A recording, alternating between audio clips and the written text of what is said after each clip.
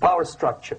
Okay, the natural bodies of administration, which are traditionally either elected by people at large or appointed by elected leaders of society, are being actively substituted by artificial bodies. The bodies of people, groups of people, whom nobody elected.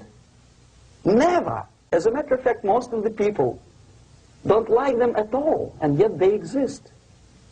One of such group is media. Who elected them? How come they have so much power? Almost monopolistic power on your mind. They can rape your mind.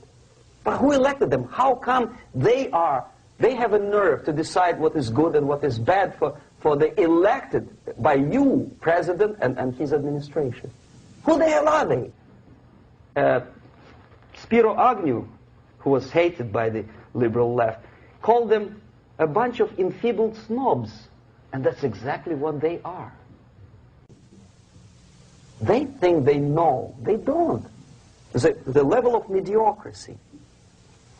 In a big establishment like New York Times, Los Angeles Times, major television network, you don't have to be excellent journalist.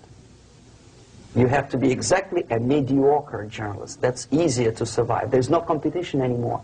You have your good, nice income, $100,000 a year. That's it. Whether you are better or worse doesn't really matter anymore. As soon as you're smiling to the camera and do your job. That's it. No more competition. Power structure slowly is eroded by the bodies and groups of people who do not have neither qualification nor the will of people to keep them in power, and yet they do have power. Okay. Together with that, there is another process. Law enforcement, law and order organization and structure is being eroded. For the last 20, 25 years, if you see old movies and new movies, you can see that in new movies, a policeman, an officer of the United States Army looks dumb, angry, psychotic, paranoid. A criminal looks nice, kind of, well, he smokes hash and shoots the whatever drug, but basically he's a nice human being. He's creative. And he's unproductive only because society oppresses him. Whereby a general of Pentagon is always, by definition, a dumb, a war maniac. A policeman is a pig, rude policeman. He abuses his power. You know? A generality, generalization like that. The hatred, the mistrust to the people who are supposed to protect you and enforce law and order. Moral relativity. The Angelo Buono process lasted 2 years in Los Angeles. Relativity. The Angelo Buono process lasted 2 years in Los Angeles.